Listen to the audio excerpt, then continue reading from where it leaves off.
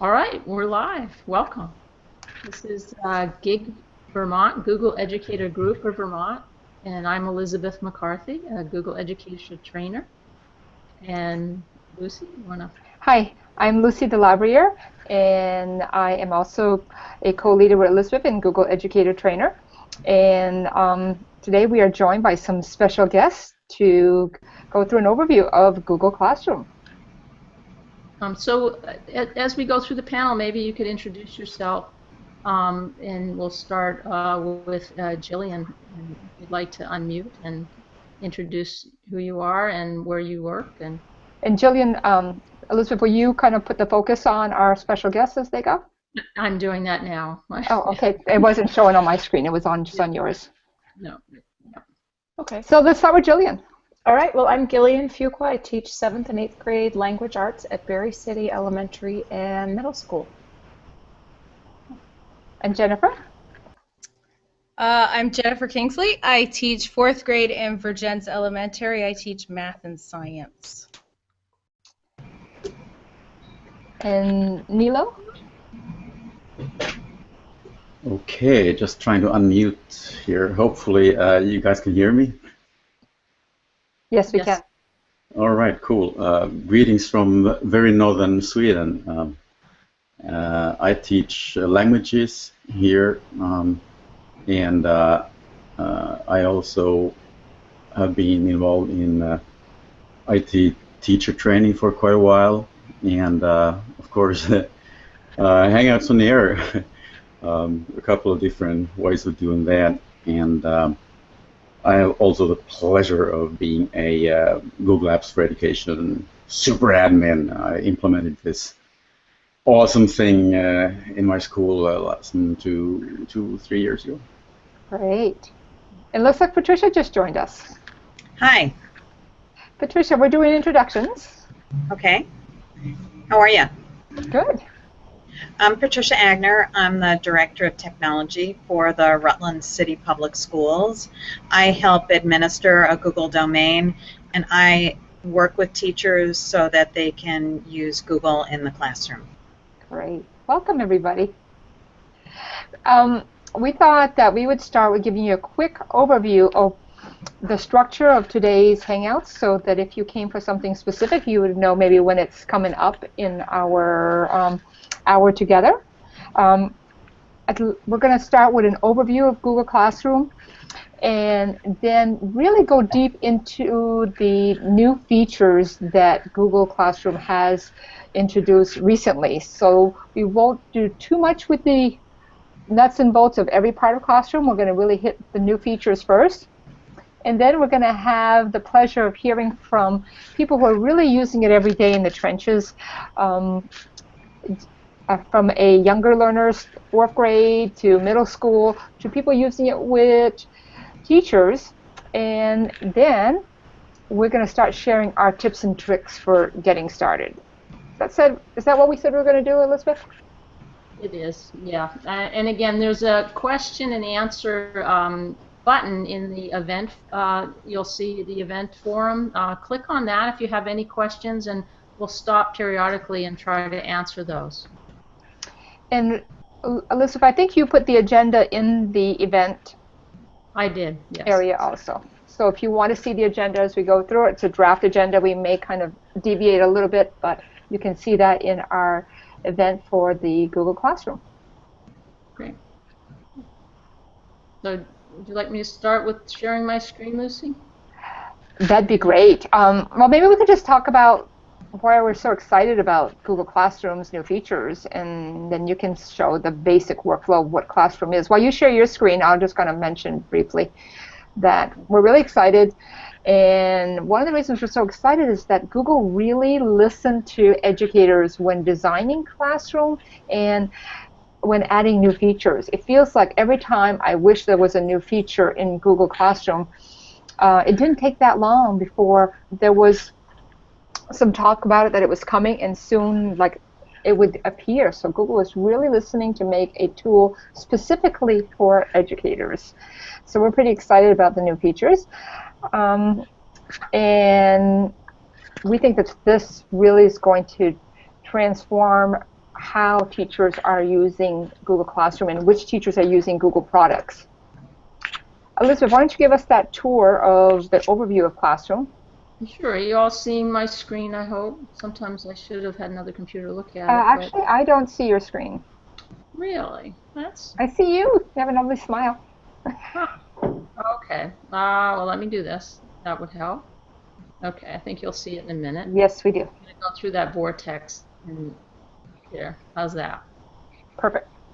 Okay. So again, one of the key reasons I get excited about Classroom is that it really helps in the digital workflow, making things efficient and productive. It's in the simplicity of it. So here I'm already in Classroom as in a training domain in my using my Google account, and I've already created 3 classrooms. Now the simplest thing, once your school has enabled Classroom and you log in, you have a little plus button here. You can create as many classrooms as you need by simply creating a class, or you could actually join other classes. So your students would have a join class. But so again, here are my 3. This is my dashboard, and this little menu on the upper left is an important feature to use because you can now access your classroom, all your assignments, and go to settings, which again turns on and off notifications. So those are playing around with just the interface the first time. It's pretty intuitive. You'll figure things out really quickly. Here's one classroom that a demo again what it looks like. You have your little theme. You can change that, your own photo. The naming convention of your class might be important. I don't know, maybe the others who can talk about that, but if you have a lot of, say there's students you have 2 teachers with the same names, you want to really consider what the student's point of view is, what they're seeing from the different classrooms. So again, here I have a classroom where I have co-teachers. I've invited another teacher to co-teach, which is a new feature for us. And there's a... Yep. Can you show that again, where the added teacher, because that's one of the most exciting features that's been added, where people can now co-teach together. Right. Well, you can see the 2 teachers' names, but to add that, you go to the About page and you click down here where it says Invite a Teacher. You just simply call up their name from your contacts and invite them. This teacher hasn't yet accepted, but once they're invited, they'll be able to post assignments and announcements and that sort of thing. And the co-teacher can, the co-teacher can do everything that the teacher can except delete the classroom. Yeah, pretty much. At least that's what I found. We can play around with that more. But in the stream, again, the new interface is a little different. You don't have announcements. You just have stream. You don't have where the announcements or assignments. They're down here in the little plus button. And now you have repost questions, create assignment, create an announcement. So the work is down here where you want to add things to your classroom. So again, here's a few assignments I've posted for my students, and before I get to those, I'll show you the students. So to add students, these are the ones I have. 2 of them I've invited, they haven't accepted yet. There's different ways to invite. You can actually click on invite, and from my contacts I simply could select them and add them or invite them. Or if all contacts from the directory, or if I already have a group where all my students are in it, I could just select that group and invite them all at once. There's lots of different ways. And then here's a little code. So once the students are invited, they could enter that code and join my classroom. So let's take a look at that code, and so I'm going to write it down and show you in a few minutes how I would join that classroom using that code. Right. Lucy will be Emily Dickinson today, and she'll step through as a student. She'll join this class. And also I have the option here as a teacher in that stream, do I want students to post and comment in the stream, or do I only want to do that? So I've set it so they can post and comment. So depending on how you're using Classroom, you have that control. And then again, the About page. About is, again, the classroom, where your room is, and here every class, once it's created, connects to Google Drive and makes a folder. So in my Google Drive, I can either go to Drive and see my classrooms. So it automatically creates a classroom folder. In that, you'll see all my classrooms. And when I archive them at the end of the year, I'll have all my archive classrooms. So folders in Drive are key to Classroom. You don't create these folders, Classroom will do it. And then every time you make an assignment, you'll see a new folder for that assignment. Don't worry about what's in them just yet. So if there's nothing in it, that means maybe the students haven't done the work. It won't show up till they do the work. So these, we'll mention this tip later, but generally I recommend don't messing with the folders. By the way, Yes. can I just jump in with a quick one here? Yes, Neela.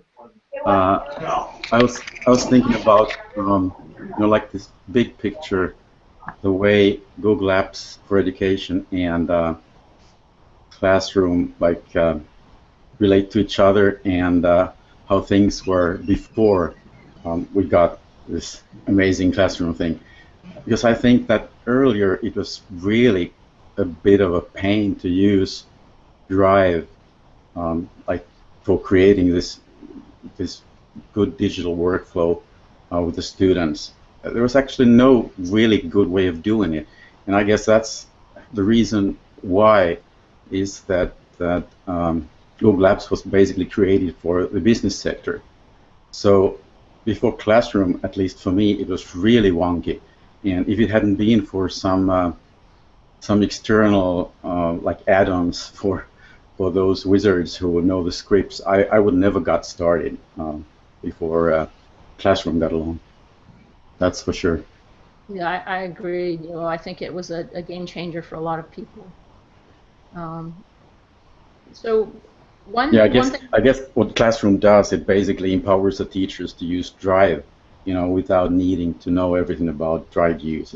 The heavy lifting is done by the Drive, and you don't really need to care about that so much. That's really, really cool. It is.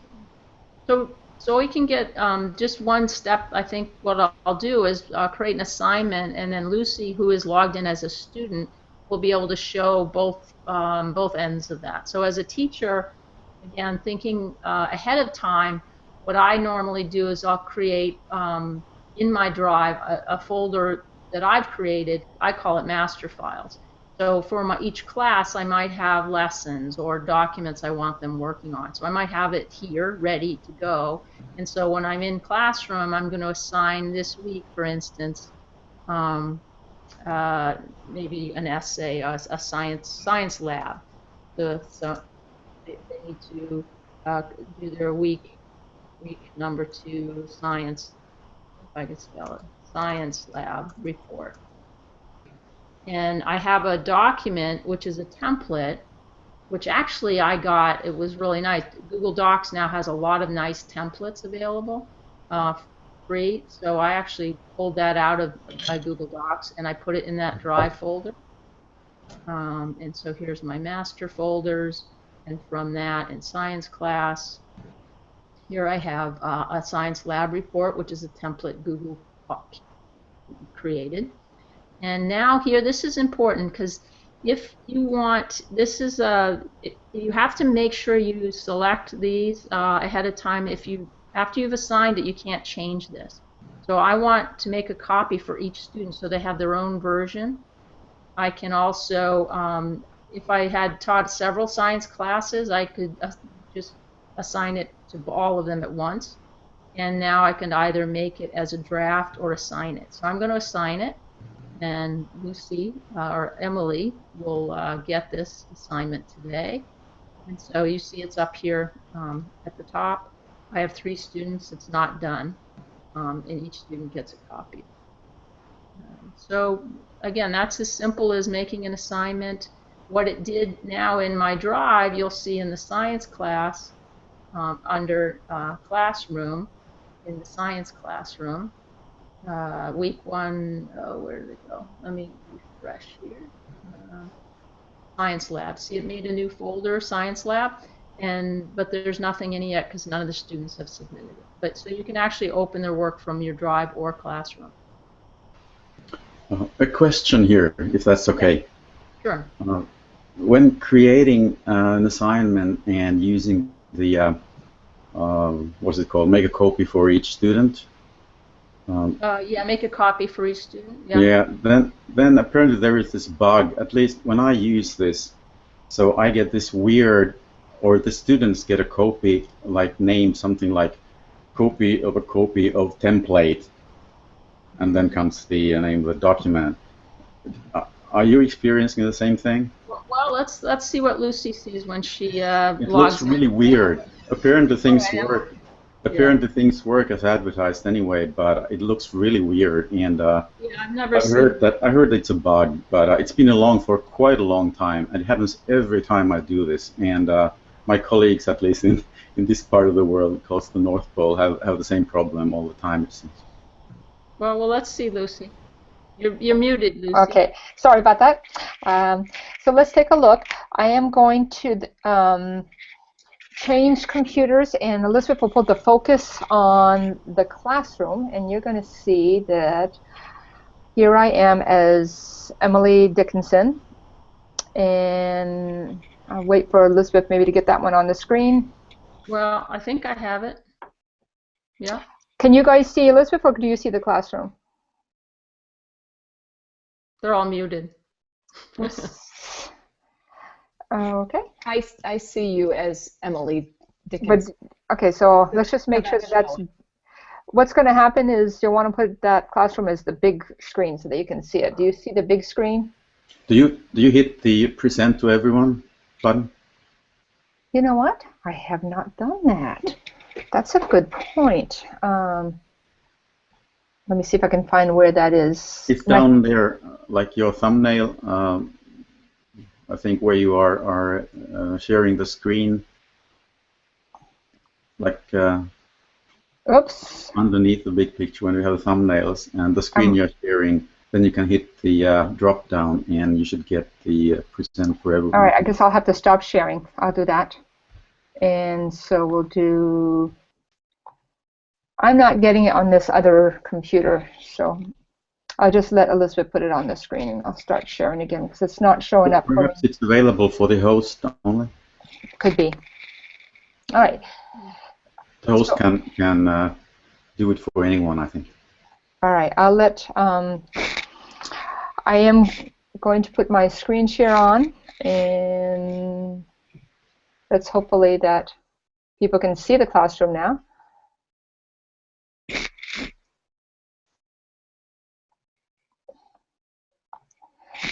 Okay, do you see Emily Dickinson, and is her screen big on the main area?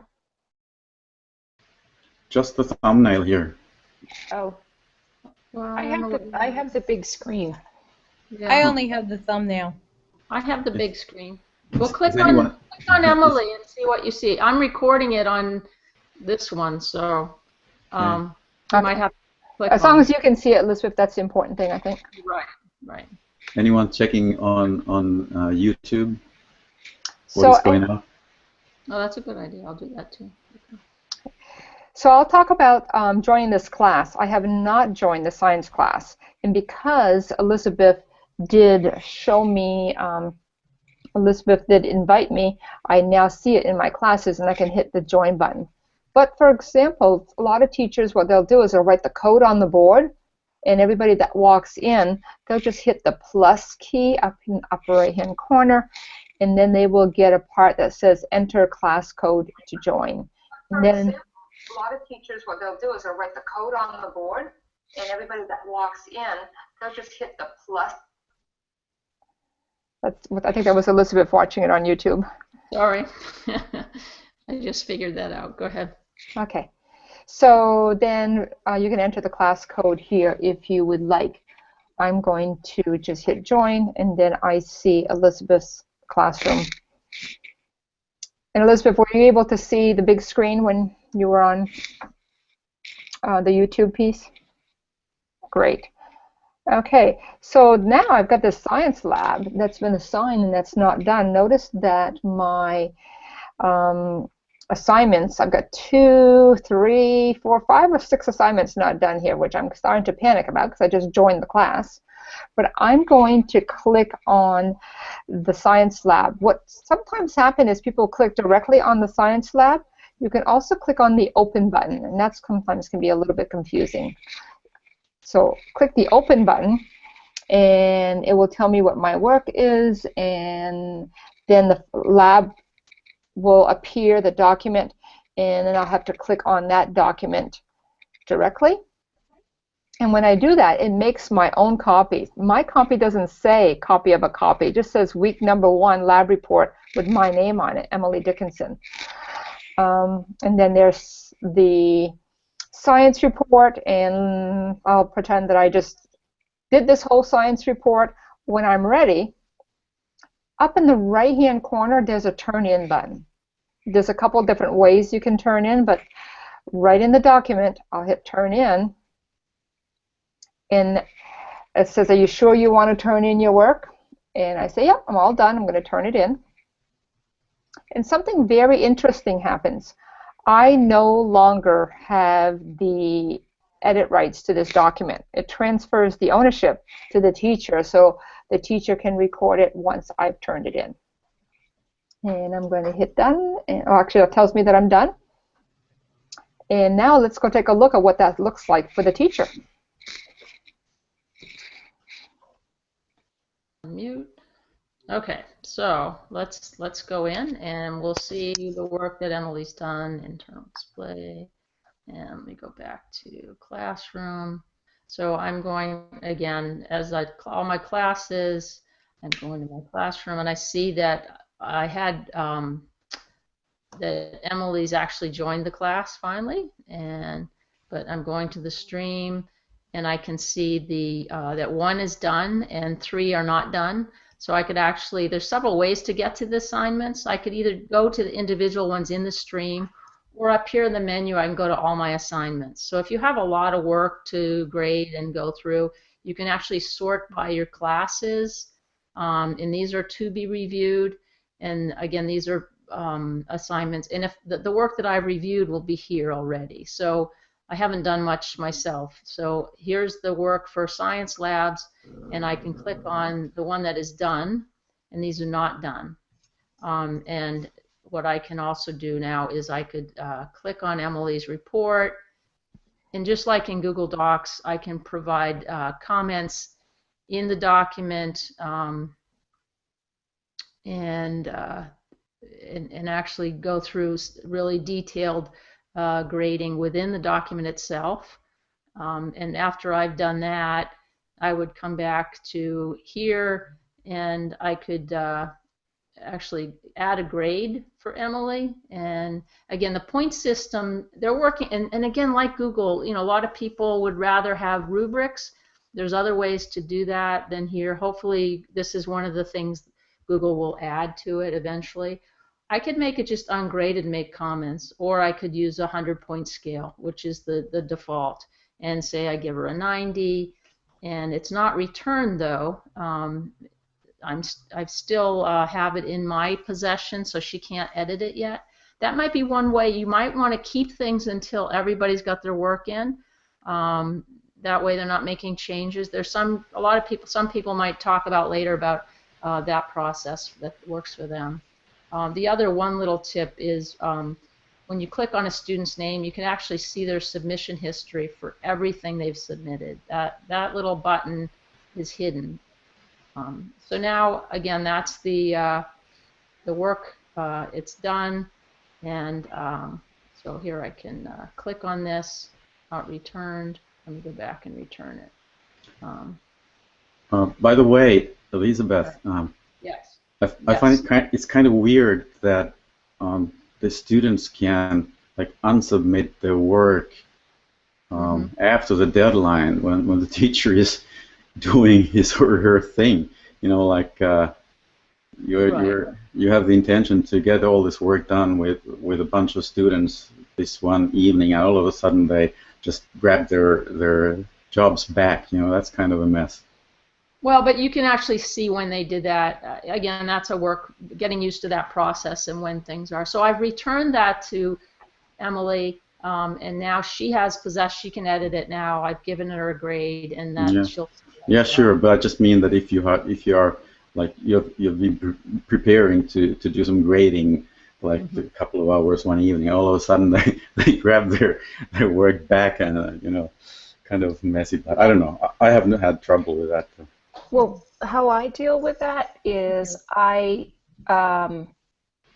you can check the editing history, which Of is course. one thing that I do frequently. That I was wondering, Elizabeth, if you could show people the way that if you just click on the assignment on the teacher screen, that then you see all of your students, because Well, that's actually, another way to access the well, student work. I think maybe we could move on to how you could share some of those things. So, because we've shared just the overview and what it is, so maybe we could start with you going through your process and how you use Classroom. Do you want to start? I think what we're doing, we'd like to just hear from you. I think that to stay on schedule, let's have Gillian and Jennifer and Patricia share their pieces, and then we can end with the new features that we said we were going to start with. But yeah, and then maybe Nilo could jump in and show the key features he uses. Sure. Okay. You want to do that? So Okay, so if we want to go in in grade order, that's fine. So you want to start with the younger students, Jennifer? Sure, we can do that. Let me share my screen here. See if I can. And again, if it's, yeah, I know you may have confidential information in it, so you may want to just talk about it. It's up to you. Not too much yet. We just got our Chromebooks this week, so not a lot has been on the actual computer. So can you see my screen? We can, and your screen is looking fine. And Jennifer's been using Classroom for over a year. She was one of the early adopters using it with third and fourth graders, I think. Yes, yes. So I have fourth graders this year, and I've used it to do just a couple different things. So one thing that I will do is I will push out videos, like we've got a Bill Nye Science Guy video for them, so that they could, at different points in the day, go and watch that. The other thing that I have just done is I started a blog, so I also have my blog in there for them, so that it's an easy access point for them to go and log and write in the blog. I may have a question posted. I definitely use the code for the kids to join the classroom. It's a lot easier, and when we do start to do our writing, we will be going through the classroom to be able to add comments and share our documents with our writing pieces. So that's kind of how it looks like for fourth graders. Not so much with the grading piece as just let's get in there and try to work with the what Google has, because I'm literally starting from square one with them. So that's what it looks like. I have 6 classes because I do teach science and math, and I have 2 groups for each. So I have science, math, and I also put health in there because sometimes the health curriculum is a little different. So this just makes it really organized for me to be able to see what we're doing. And I love the new feature of being able to add assignments to more than one class at a time. That's making my life a lot easier. So that's about it. We've just barely started, so we'll see how it goes. And Jennifer, your third graders used it last year. Did you find that as younger students they had any trouble? We went really slow with it, so that it was baby steps for them. So what was happening before is we would have documents and folders, and the folders were being shared, and it was just crazy. I couldn't find all the papers. They couldn't find their papers. So this just made it really easy for us for organizing things all in one folder. I can find it, you can find it, And oh yes, you did send it to me. I do have it. Jen, can you stop share? Click on stop share. Yep. Okay. Unless you had more to share, No, that's it. because I still And see. she just wants you to hit the stop button on the top, Jennifer. Oh, Yeah, 'cause up here. we're Gotcha. still Okay. seeing. Yep, there we go. Jimmy, you can stop. sorry. You can keep talking. I hope I wasn't being rude. I didn't mean. No, this is first for me, so this is all good. This is a So- first. I was inspired by Jennifer when I met her last year. Classroom had just come out, and she told me she was running her third graders through it. So Yeah. thank you for Yes. sharing it. And as you said, it's come a lot easier now that they have that reuse button. Yes. And I have invited my colleagues to the same classes. They're not quite there yet. I'm hoping that this year I can sit down with them and say, see, look at what this is. I think that it'll work really well for you. So we'll see how that works. Thank you, Jennifer. Let's move up to middle school with Gillian. Okay. All right. Well, middle school, because my school doesn't allow, I can't share the Google Classroom or I'll lose the Google Hangout. So I just have to talk through it. I use Google Classroom a lot. Like Jennifer, I just do the code to get kids to join a class because that's a lot easier. Unless sometimes if we switch a kid's class, I'll just invite them if it's just one or two kids. The other thing that I do differently from what Elizabeth showed us is I don't look at my classroom files at all because I have my own drives arranged by unit. So I just pull straight from my drive for my assignments instead of going through the classroom folder. One feature that Google Classroom has that's really good in middle school is on the sidebar of your main page, there's a screen for showing deleted comments, which is helpful for middle school students once I tell them that I can see your deleted comments. Otherwise, they spend a lot of time writing each other stupid little notes, to be perfectly honest, is what happens. So I use it a lot. I'm a evangelist about it because particularly for organizing writing pieces, I don't have to bring home buckets and buckets of paper. It's all in the Google Classroom. I also have my students give me can edit privileges, and it seems that once they do that on the first writing piece, that becomes the default, so that I can always edit. So even if they unsubmit their work, I still can get into it.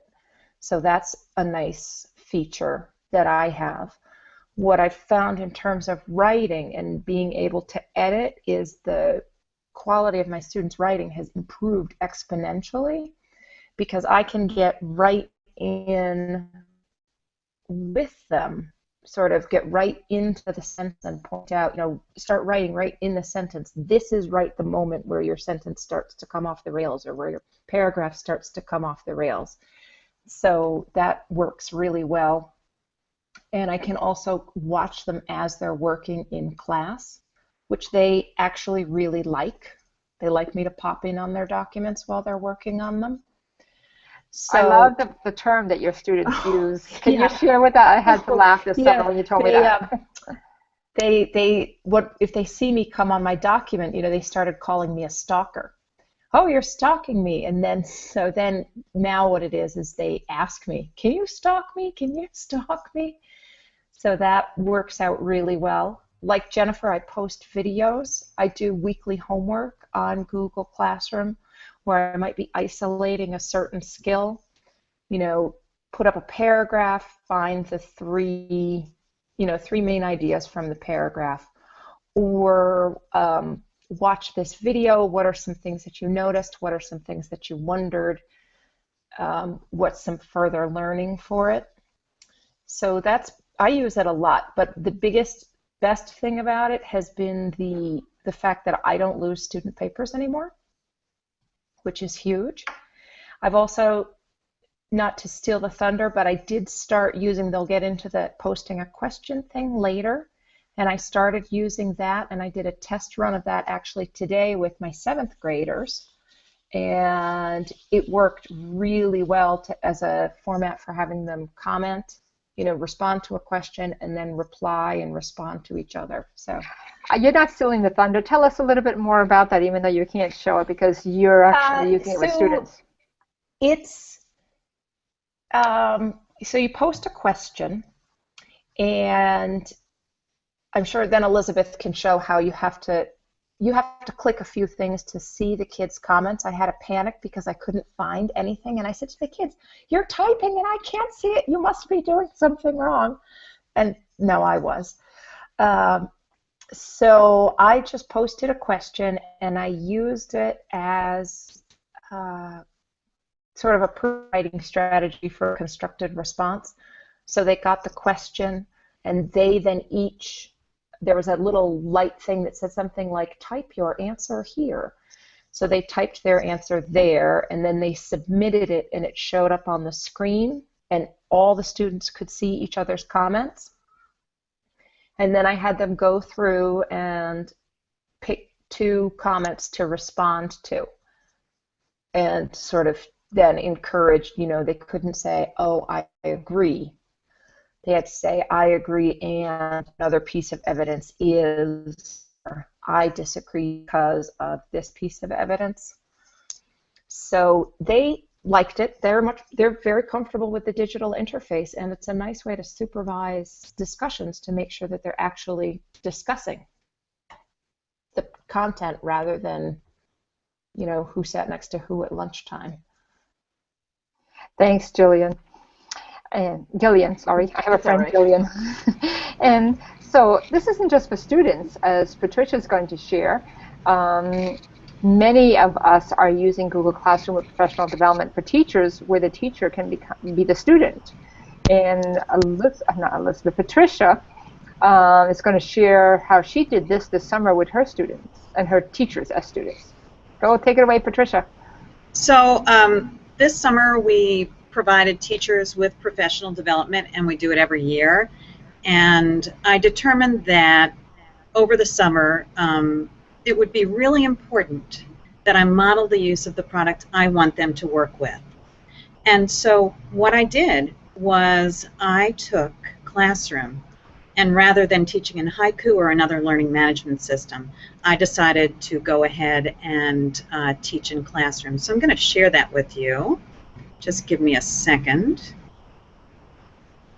And I'm not finding it. I apologize, because I've been playing around, of course, right? That's what we all do. Luce, what does it look like to share? It is the green button on the left-hand side right underneath the chat button. Oh, thank you. All right, I got it.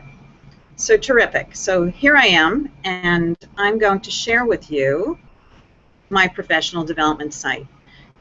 So in creating this repository, we used a number of tools, and this was a face-to-face class. And I wanted to make sure in designing this repository where we were teaching that we address different learning modalities. So there's video, there's help, there's sample, and there's interactive pieces. So we had instruction, and then we had teachers working in this during instruction. And we went from the basics to a deeper understanding, starting with the SAMR model.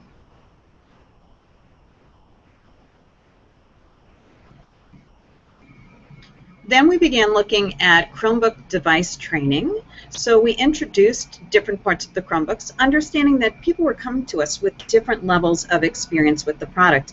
I had teachers in there that had been using Classroom all year, and then I also had folks that had not really had a lot of exposure to either Google or Classroom. And so we created this environment where they could work, and we provided all the teachers with headphones or headsets so that if they wanted to go a little bit deeper during time that we provided for self-direction, they could do that. So what you're not seeing is the time that we spent building things together in Classroom with support. And so this was part of the framework, and you see we worked on effective meetings and communication. we worked on Google Drive. We worked on Classroom and Google Docs and the structure behind it, and of course leading them into the idea as they worked in Classroom that it was so much easier to do some of these things in Classroom. So my students in this setting, of course, are not my students, meaning my K through 12 children, but my students are my teachers. So people that took the class, one of the outcomes that was very exciting, people who took the class invited their colleagues into the class, meaning they said to me, Patricia, could you share this with my teaching partners or with my department? And so I envision this because we have things like video and we have help support documents from Google linked there and other things like that. I envision this as being a year-round resource for our teachers, and it will allow them to review and reflect and access both videos and help in a structured environment that becomes their online learning repository for the year. Now I'm looking at, over time, how can I give teachers credit during the school year, just like I do with online courses. So saying you spent this much time in this class, I'm going to give you a certificate for hours. So those are some of the things that I've been thinking about. That's exactly what I was going to ask you, if your students, if your teachers get credit, but it sounds like you're on your way to making that happen. So they did. They received credit. That was one of the things that I was able to do. I gave them a certificate of credit, and then and that's one of the ways that I reimburse them for their time with me this summer. And for those of you who are not from Vermont, in Vermont we have two options of recertification credit or graduate credits. So did they receive recertification or graduate or options? I did not structure it as a graduate class. I certainly could have. So what I gave them was 10 hours of recertification. As we look at the rest of the school year, one of the things I'm considering is how can I support teachers and help them get recertification credit during the school year without doing face-to-face time with me. Great. Thank you, Patricia. You're welcome. And I'm sorry, Lucy, I have to go. I have a special ed administrators meeting right next door waiting for me. Okay. Thank you. All right. See ya. Bye, Patricia. Thank you. Thank you. So it was really exciting to hear from the trenches. We're going to hear some tips and tricks and go into Nilo and maybe some of us sharing some of our tips and tricks. But I think maybe we should touch base on those new features we promised to get into right at the beginning so people are aware of them, and then go into some of the tricks that Nilo has and some of the rest of us have picked up as we've been working with teachers on this. Okay. Elizabeth, we did cover that you can add a new teacher. Yeah. And Jennifer mentioned that you can reuse an assignment. You want to show us where that is about reusing an assignment? Yeah, let me go back into the classroom and share. Let's see, into the vortex there. Okay, so I'm going back again. I always go back for some reason. It makes, just to get settled again, I always go back to my home base and go into the classroom. So again, the little plus button, this is the new feature to find things. But see, it says reuse a post. So when you click on that, you get to choose from not only your live current classes, but any archived class you have. So these are classes I had last year. I can actually pull up an assignment from that. So I can click on that and select, and then here are all the assignments from last year that I might want to reuse. And at the bottom, this little checklist, if you have attachments to that assignment and you want to keep them, you leave that checked. You might want to attach new things, but you can always edit. So I just hit reuse, and it opens up as if you're making a new assignment. So here, so you can edit, again, the description and the instructions. Here, the due date, so I want to give a little more time for that, and save. And then again, right here, this was, at the time, students edited one file collectively. This time, I want them to each make a copy for their own to edit. And again, yeah, go ahead. Before you hit assign, also maybe we can touch base on the fact that you can now not assign a due date and how that's new. Oh yeah, that's the other feature right here. I could uncheck this, and so there's no due date. You might have some ongoing assignments that just that you don't have an end date to, so you could just you select that, or you could just have a due date. And again, the same features here. You could attach links, videos, anything from your drive, or just upload things. Before she hits assign, also something that's easy to miss is that you can save a draft. Right. Whoop, I missed it. Yeah. I told you it was easy to I miss. clicked on it and I didn't select draft, and this is a bug that drives me crazy. If I had selected draft right when it was open, it would have saved as a draft, but I didn't, so it actually just assigned it. And we're hoping that somebody from Google will listen to some of our most recent requests, is that you can't revert back to draft. Right. So when I've done that by mistake and I don't want it as a draft, I mean as an assignment yet, I've deleted it and redid it. So these little buttons up here will let me edit, delete, or move to the top of my stream. So you can move assignments up to the top, but the edit doesn't allow you to change again what you've assigned as. It just lets you edit adding things or the date, that sort of thing.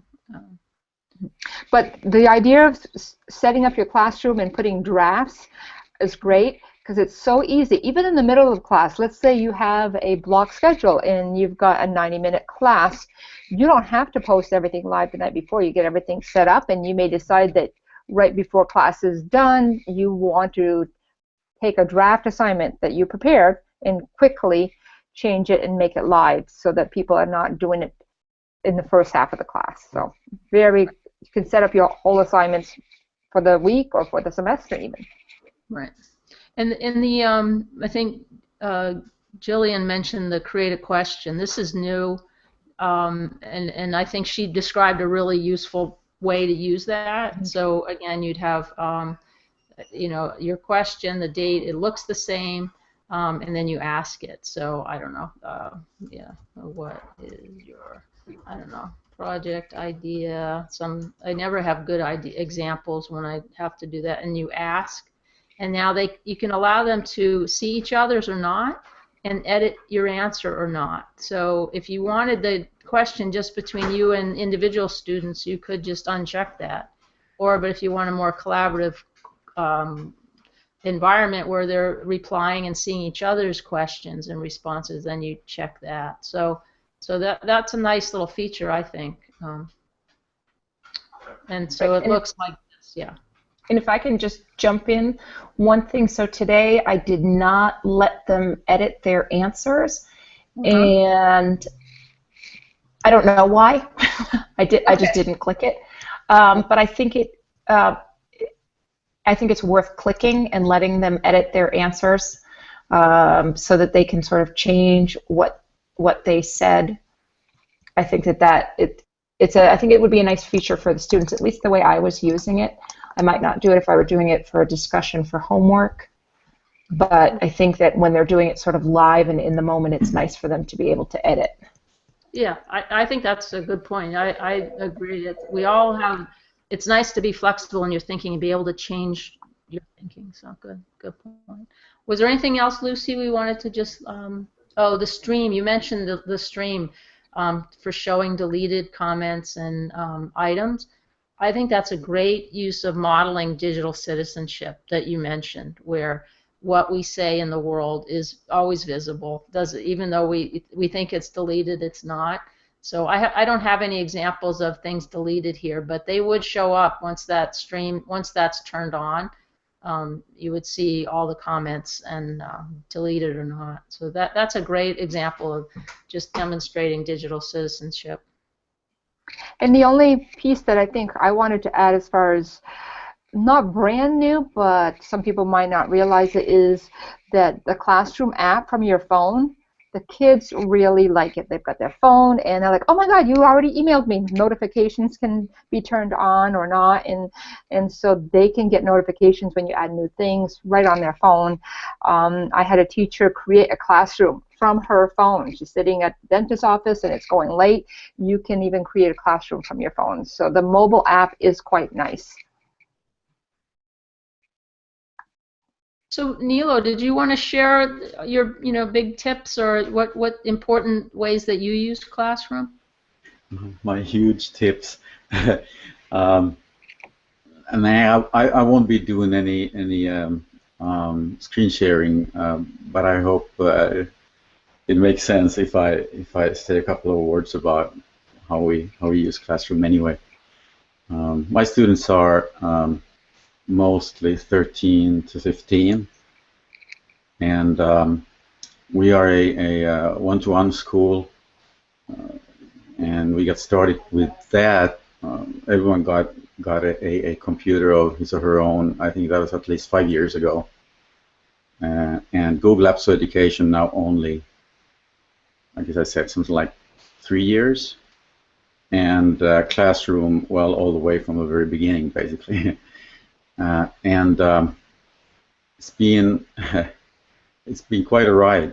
Like when all those computers came to our school, so it really happened very quickly. And after 1 year, after 2 years, I think not much had changed in well, in any radical fashion anyway. Things were pretty much the same. We were working the same way when earlier we were doing the things the good old analog way, you know. And the workflow was really in the pits. It was horrible. Like the students' assignments, they were flying between computers, you know, Macs from one Mac to another, from teachers to students, students to teachers. Some assignments were mailed as email attachments, and some teachers were using Dropbox, and some teachers were using something else. It was a big mess, and I just couldn't cope with it, you know.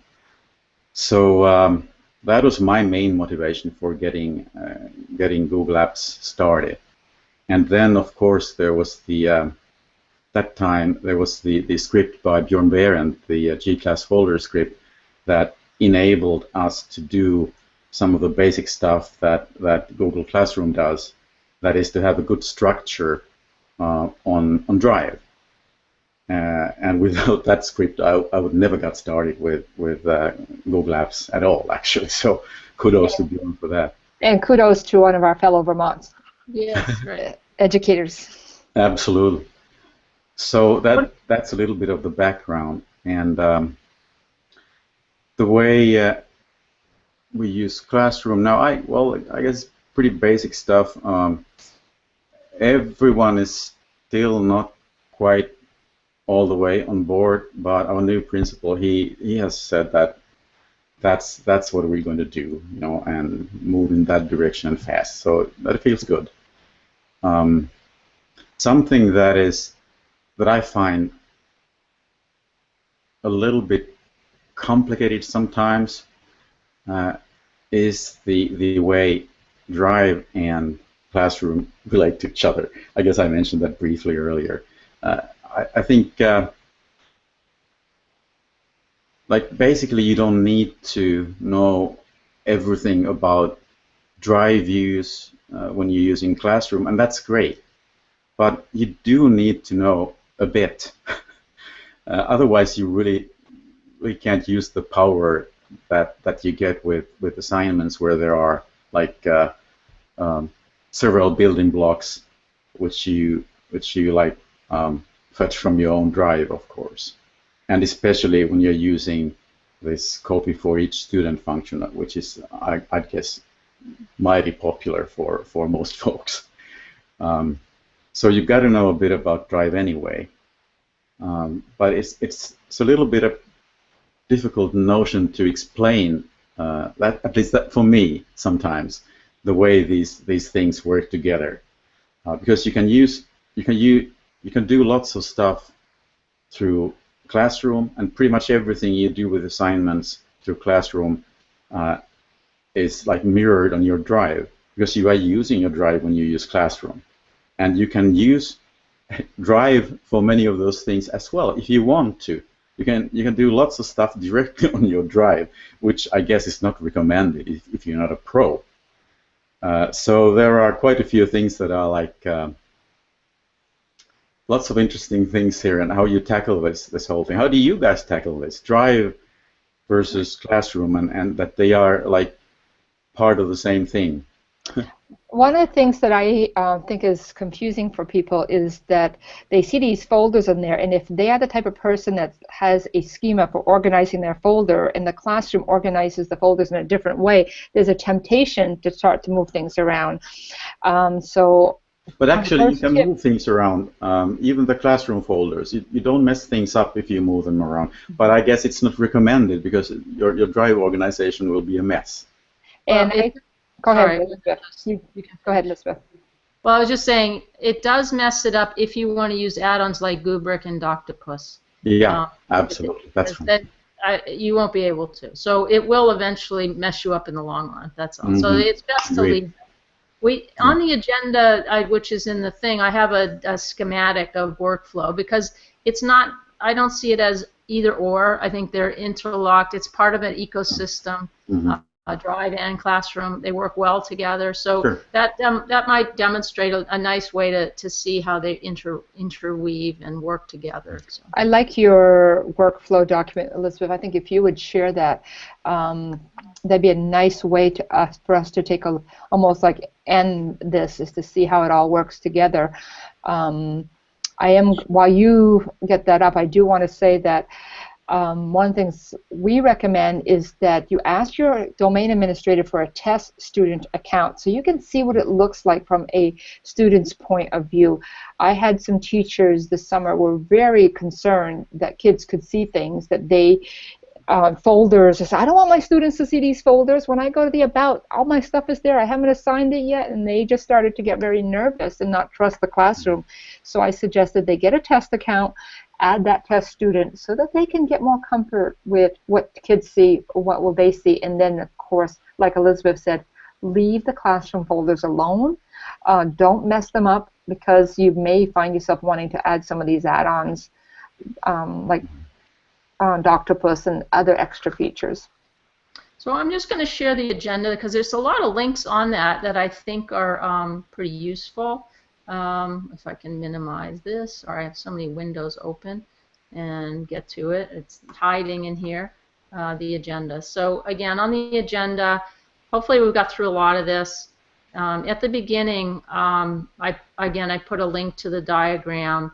And again, there's lots of ways to look at how these work together, but I thought this was sort of a simple way to think of efficiency and management of Drive, Classroom, and Google Sites, and how they sort of offer, each have their own unique purpose in your workflow and in being efficient in your classroom. And also in the agenda, at the bottom, there's other links as well. Feel free to really use them, but the Google Classroom community, I know Nilo is very active in that. Any questions you have, or even go there and help other people, it's a very active community that you can click on and join. Anything you encounter has probably been encountered by other teachers, and you could probably find the answers here, as well as our Vermont gig community. Let's see, more tips. So if we look at some of the tips that we were going to talk about, there's some links here, for administrators to sync Google Classroom now with your SIS. There's also a teacher version. I don't want to get too detailed on that, but that's worth looking at. And also Doctopus and Gubrick integration. Was there anything specific, Lucy, you wanted to point out? Anything we missed? You are muted. Ah, really? Thank you. Forms and calendars, Elizabeth. Aren't you excited? All right, let me see. Oh, calendars. Calendars and forms, yay. By the way, did you mention the domains thing? Oh, no, about whitelisting domains? Yeah. We should definitely mention that. But they're definitely coming soon. We thought it'd be ready before this hangout is Google Forms and Google Calendars integrating with Classroom. And Nilo just mentioned the domain piece. If you can whitelist domains. I assume that's what you were referring to, Nilo? Yeah, right. And both parties must whitelist each other's domains, otherwise it's apparently not going to work. So this would be really helpful if, let's say that you have a student domain and a teacher domain. Or maybe, in our case, we may have a high school in one domain and middle school in another domain, and we have some 8th graders taking classes up at the high school. Those would be examples of times where you might want to whitelist domains. Good point, Nilo. Yeah, essentially it allows you to have students in classrooms across domains. Let's see. So I think there's lots of good stuff, new things coming out all the time. I would definitely encourage everybody to join our Vermont GEG, Google Educator Group. Elizabeth does a great job of posting some of the new stuff, and of course it's on all the Google Classroom and other Google communities and blogs. I'd also like to give a shout out to Alice Keeler. If we have a link to Alice's blog here, she does a great job of blogging almost every day, some new tip about Classroom in nice digestible chunks and how she uses it with students. So one example was groups. One of the things that I do is a lot of group work, and she came up with a really nice workflow that's linked on the agenda of how to work around the fact that Google Classroom doesn't necessarily allow group work natively, but I have a feeling it won't be long before that comes about also. Yeah, Alice was using Sheets for that, and man, that is like advanced stuff. She's a pretty fascinating lady. I think I would play it like in a more simple way. But and I think we'll see a lot more now that there are third-party apps that are just adding Classroom to their workflow. If you're using a different product, you're going to see more and more add to Google Classroom as an option. Yeah, and there is this what is it called? Share to Classroom extension now. Yes. Kind of cool. Yeah, I added that one, and it is, I haven't used it yet because it's early in the year yet, but the add straight to Classroom where you can post right from the website. You know, in terms of the group work, just a tip that I do is in the kids' comments, if they're working in a group and working on one document, I have them, they can leave comments for me, so I have them leave, they have to list the kids' names that are in the group, and then the person who's the owner of the document list says owner, and then that way I don't have to remember who's in which group and who's working together because it's right there for me.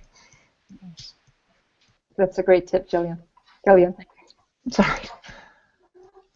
Wow. Well, I think we have just about 5 minutes over, so we're going to encourage everybody to add comments to the event. And what else, Elizabeth, about Vermont Educator Groups? Tell us what you want to see next. Yeah, I think we're happy to hold hangouts on different topics. You know, it's sort of nice to have the panelists here, and I thank you all for coming and sharing your expertise. It makes it real for teachers. So. If there are times a day that would work out better also, we've had a lot of people ask us if this was going to be recorded so that they could see it. If there's different times a day or evenings or daytime that would work better, let us know. Can I just throw in a quick plug for one of my hangouts? Sure. It's this Beast Modern Air thing that is on the lower third there.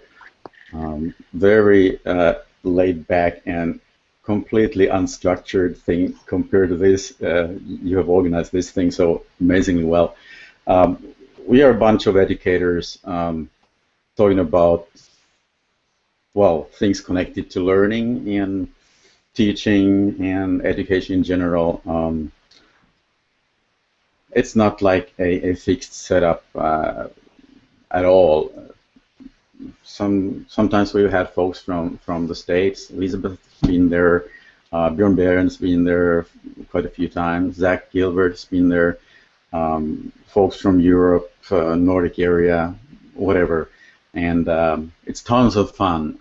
a monthly thing most often, and it will always be announced through all possible social media channels. So please join us. Good. Thank you, Nilo. Good. So thank you all for coming, and I think we're going to end the broadcast. So look for our next gig, Vermont, and we'll see you then. Thank Bye, you. everyone. Bye, everybody. Thank you.